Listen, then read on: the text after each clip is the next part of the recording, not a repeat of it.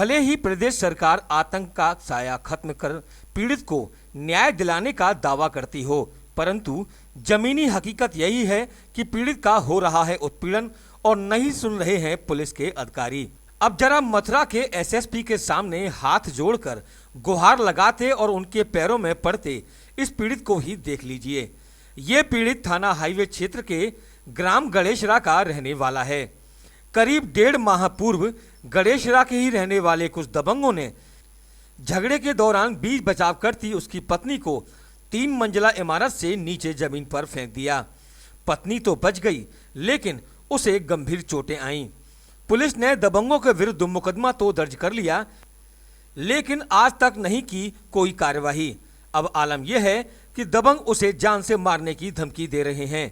पीड़ित पति अपनी स्ट्रेचर पर लेटी पत्नी समेत एसएसपी कार्यालय जा पहुंचा और एसएसपी के पैरों में गिरकर जान माल की गुहार लगाई, लेकिन एसएसपी सिवाय आश्वासन देने के सिवा कुछ नहीं कर सके।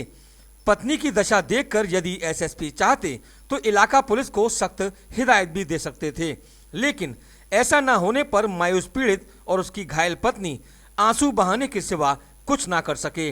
पीड़ित पति ने बताया कि पुलिस राजनीतिक दबाव के चलते कार्रवाई नहीं कर रही है। क्या आश्वासन मिला? सर, पिछली में 20 मई से मैं चक्कर लगा रहा हूँ। मैंने कई बार एसएसपी साहब से रिक्वेस्ट की है, कई बार मैंने मुख्यमंत्री की साइड पे डाला, लेकिन मेरी कोई नहीं सुन रहा है। मुझे रोज आज दिन में कई बार मिला हूँ, केवल मुझे भरोसा ही मिलता कि जांच हो रही है, उसके बाद हम गिरफ्तार करेंगे। क्या घटना हुई थी? मेरी पत्नी को 3 मंजिल के बाद फेंक दिया गया। 3 मंजिल से कौन लोगों ने?